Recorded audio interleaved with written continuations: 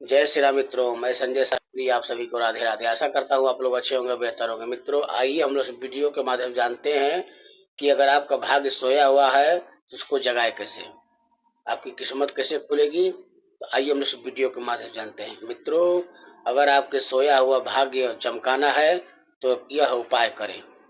आप एक रुमाल ले, उसमें 101 दाने चावल का रखें, उसमें एक सुपारी रखें और एक सिक्का रखें और जाकर कहीं शिव मंदिर के पास रख दें।